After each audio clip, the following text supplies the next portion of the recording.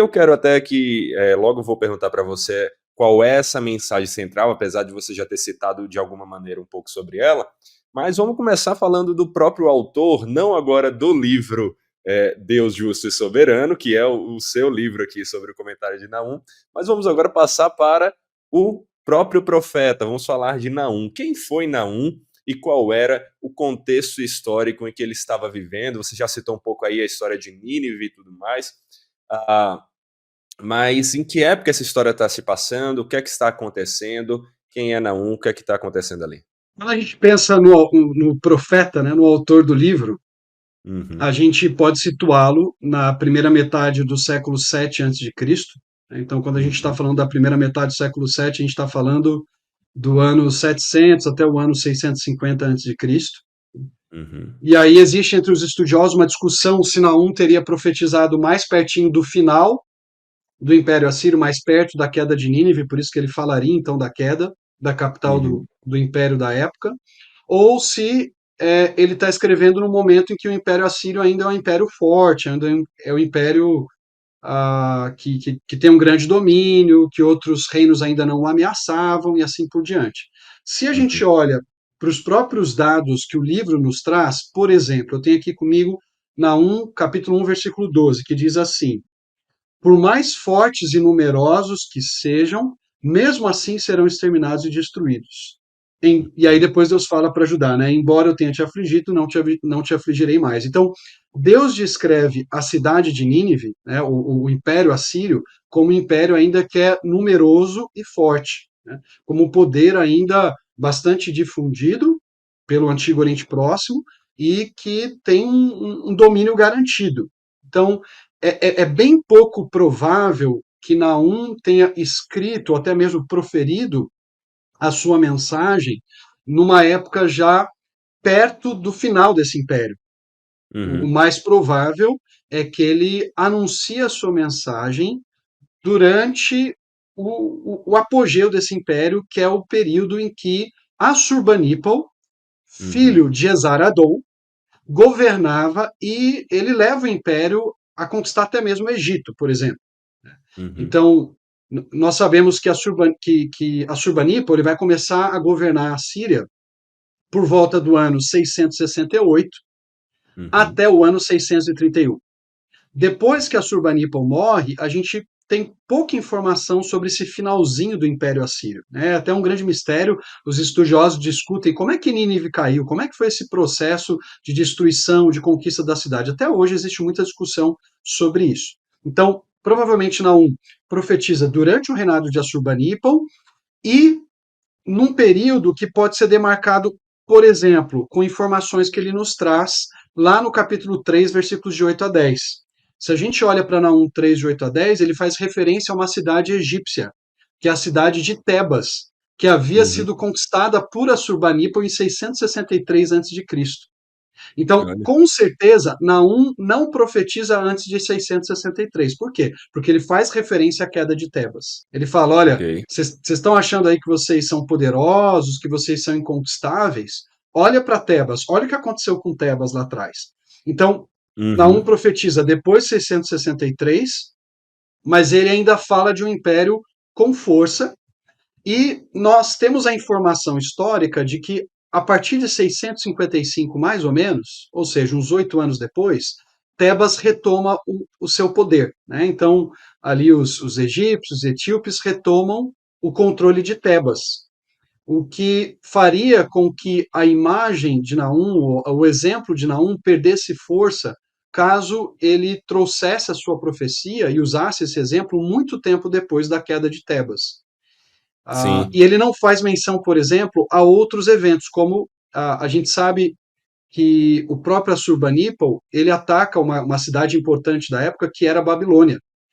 O irmão de Uhum. Assurbanipal estava governando Babilônia durante o reinado dele. Olha só. Né?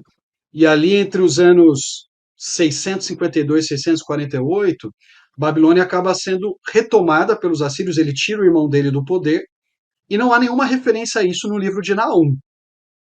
O que me Uhum, faz pensar, então, que o profeta anuncia sua mensagem entre a queda de Tebas, por volta de 663, até no máximo o ano 650, quando a imagem da queda de Tebas ainda teria força, e num período em que Uhum. ainda Babilônia não teria sido destruída ou atacada pelo próprio imperador assírio, que era Assurbanipal. Então, no meu livro, eu Uhum. vou propor essa Entendi. datação aí entre 660 e 650 como o período em que Naum traz a sua mensagem. Muito interessante. E uma coisa que eu acho que também é importante a gente entender aqui é onde é que está o povo de Deus no meio dessa história, né? Onde é que está Israel, onde é que está Judá, onde é que está os reinos aí do povo do Senhor em meio ao que está acontecendo e a profecia, inclusive, do próprio profeta Naum. Judá está debaixo de um poder estrangeiro. Judá não Uhum. foi totalmente conquistada pelos assírios. O rei dessa época é Manassés, um rei terrível, o pior rei que o Uhum. Reino do Sul teve. Ele vai reinar por mais de 50 anos sobre Israel. E Sim. o povo está recebendo uma série de profecias e de anúncios de que Deus vai também trazer juízo sobre Judá, assim como já trouxe sobre o Reino do Norte.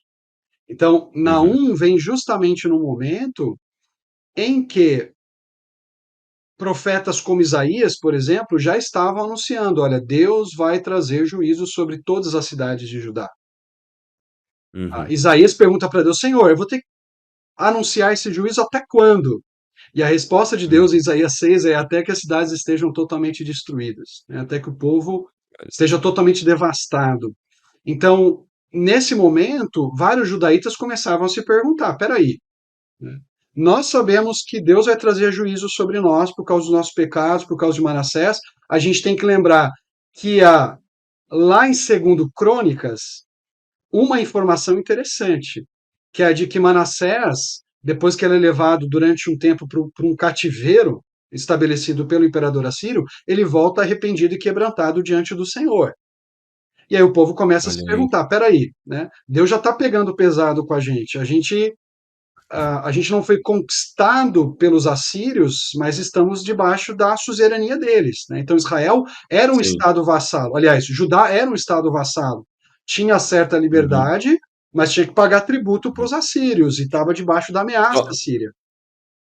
só fazer um comentário breve aqui, que é um assunto muito comum já, até mesmo nas exposições das igrejas e tudo mais, mas só lembrar para alguém que talvez não esteja tão familiarizado, que aqui quando a gente está falando do povo de Deus, a gente está falando da época do reino dividido, né, em que Uhum.